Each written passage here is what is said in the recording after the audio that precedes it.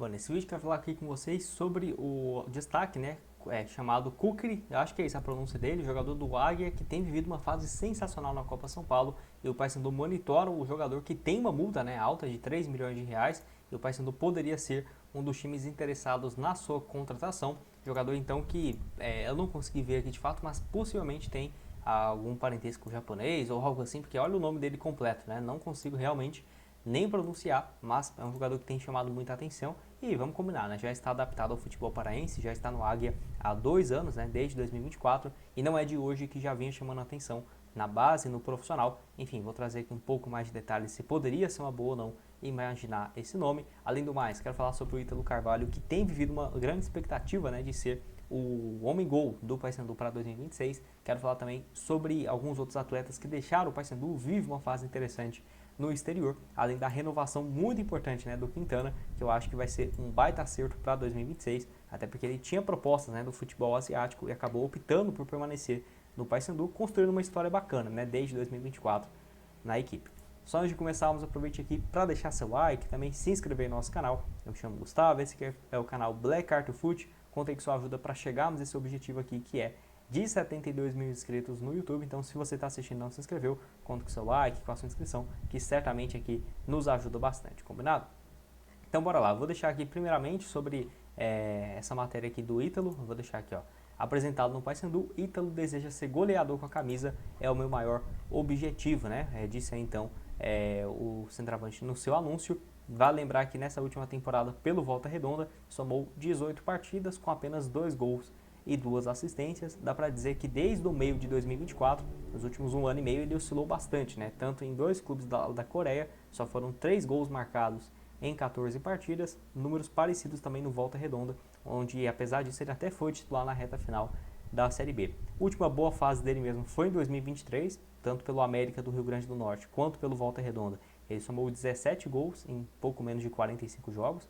Teve também em 2024, até ele ir para a Coreia, 23 partidas, 10 gols pelo Volta Redonda e 3 assistências. Fora uma boa fase pelo Amazonas em 2022, 11 gols em 17 jogos. Vale lembrar, né, que ele está com 29 anos, um bom contrato, né, com um clube grande, com o Paysandu podendo se destacar bastante nessa edição da Série B. Eu gostei do nome, até pensei que não sairia do Volta Redonda, por justamente o Volta Redonda também ser um adversário da Série C, já tem uma identificação com o Volta Redonda, onde ele jogou em 2023 até 2025, né, com bons números de falta pelo clube carioca, mas não, acho que escolheu o Paysandu e tem tudo para dar certo. Vamos torcer. O Paysandu sofreu demais nesses últimos tempos, principalmente desde a saída do Mário Sérgio, né? Não conseguiu encontrar um novo centroavante, foi assim em 2024, foi assim em 2025 e pagou o preço. Se tivesse talvez um centroavante com 10, 15 gols, por exemplo, numa Série B, conseguiria talvez brigar pelo menos para não cair, né? Que não foi em nenhum momento, o Paysandu nem brigou, né? Para sair da zona do rebaixamento ou algo assim. Vamos ver, com o Ítalo, com uma opção, um centroavante canhoto, 1,83 m, possa ser essa alternativa. Quero falar aqui também então sobre o Quintana, né, renovando seu contrato, o jogador que está no clube então desde 2024, teve essa renovação até o fim de 2026, e aí, né, eu acho que é um jogador que vive uma fase muito boa e que foi interessante demais essa permanência dele, 28 jogos na última temporada, 3 gols marcados, destro, 1,92 m, é claro, passou por muitos altos e baixos, não foi inquestionável durante a temporada, até perdeu a titularidade durante 6 partidas consecutivas aqui na Série B, mas ainda assim eu acho que é importante uma manutenção, né, do jogador, que só tem 29 anos e tinha propostas também do futebol asiático, poderia, né, por exemplo, ter feito igual o Lucas Maia, que foi, né, para o futebol da China, não rendeu nenhuma compensação financeira para o Paysandu. Tudo bem, né, o Lucas Maia teve uma proposta boa, vestiu a camisa do Paysandu muito bem, foram 48 partidas, 3 gols marcados. O Quintana poderia ir também para o futebol da Ásia, não sabemos se era China, Japão, Tailândia, enfim, um monte de países por aí, Singapura, mas tinha propostas para deixar o clube também e não foi o que aconteceu. E o Paysandu também tem que começar a vender os jogadores, né? Porque o Lucas Maia mesmo foi eleito um dos melhores defensores lá da China, 6 gols em 32 partidas e 2 assistências. Nessa última temporada da China, chegou de graça. Se ele tivesse contrato com o Paysandu, mesmo tendo 32 anos, vai fazer 33 agora nesse ano, poderia o Paysandu ter colocado, ó, um empréstimo, se quiser comprar, paga 4 milhões de reais, 5 milhões de reais, 3 milhões que seja, né, por ser um zagueiro. Certamente o clube teria pago, mas fica perdendo um jogador de graça, isso faz muita diferença. Poderia ter ganhado também dinheiro com vários outros atletas que deixaram o clube de graça recentemente. Enfim, pode deixar sua opinião aqui embaixo sobre o Quintana, que depois de ter se destacado, né, na Portuguesa, no Campeonato Paulista de 24, chegou, né, para a Série B, jogou 2 anos consecutivos, agora vai jogar a Série C. Vai lembrar que quando ele sai do Defensor lá do Uruguai, ele até jogava a Libertadores, né, que era a primeira fase e tudo mais da competição. Jogou também em alguns outros clubes como o Peñarol, 2017, uma passagem rápida também na MLS, além também de boas atuações no Danúbio e no Cerro Largo, e uma passagem também no Racing de Farol, lá da Espanha, né, onde ele jogou durante um tempo também. Pode deixar sua opinião aqui embaixo nos comentários.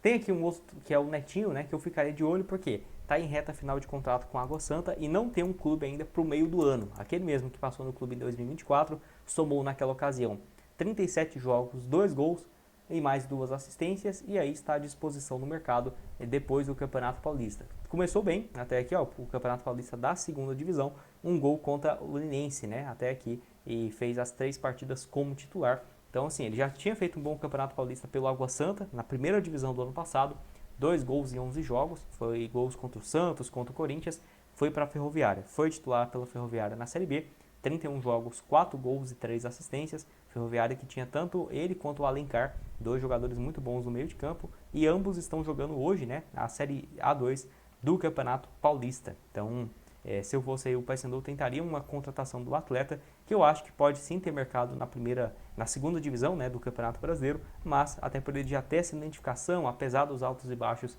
em 2024, um retorno para o Paysandu poderia ser uma boa. 37 jogos pelo Papão, 2 gols e 2 assistências. Lembrando, né, que pelo Botafogo da Paraíba também, ele havia ido muito bem em 2023. Naquela ocasião foram 19 jogos com 2 gols. E para terminar aqui, vamos falar então sobre o Kukri, o jogador então destaque do Águia de Marabá, 3 milhões de reais e contrato até o fim de 2027. Seria essa o valor, né, para contratar o jogador. É claro, pode haver uma negociação, esse é o valor da multa, né, mas pode ser que algum outro clube tente negociá-lo.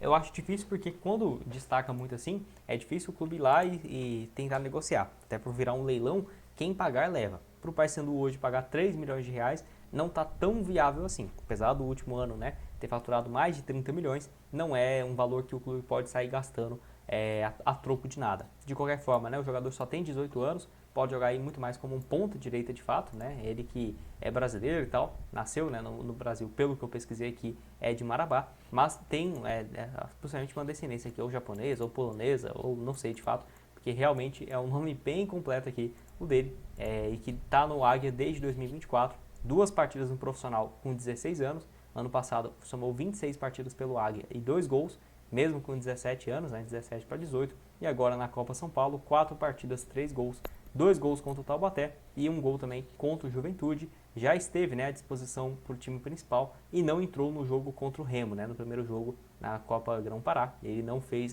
não jogou aquela final, mas a tendência é que no estadual tenha mais espaço. Eu acho que valeria a pena monitorar, até porque é ruim, né, tanto para o Paysandu quanto para o Remo, quando surge um jogador no próprio estado e aí o atleta vai depois, vamos colocar para o Atlético Paranaense, para um Bragantino, para um Cruzeiro, e aí daqui 2, 3 anos está indo para um Atlético de Madrid por 12 milhões de euros, né? Aí acaba que você olha e fala, pô, mas não surgiu aqui, né? Como que não conseguiu olhar um pouco antes e tudo mais? Agora já está com valor alto, de qualquer forma, se eu fosse o Paysandu, ficaria de olho nesse atleta, que tem muito ainda, né, para crescer. Pode ser que ele fique nesse ano no Águia, que vai ter um campeonato, um calendário completo, né, como foi na temporada passada. Ele somou 26 partidas no ano, na Série D mesmo foram um gol marcado e 2 assistências, né, teve até que uma participação boa na Série B do Campeonato Brasileiro.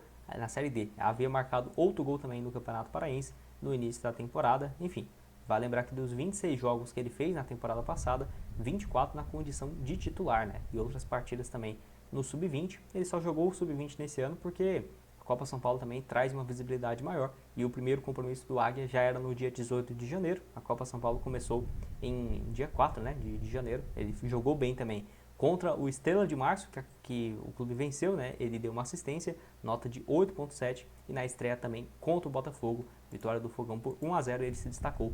Pode deixar sua opinião aqui embaixo. Outras sugestões de vídeos estão aparecendo aqui para vocês.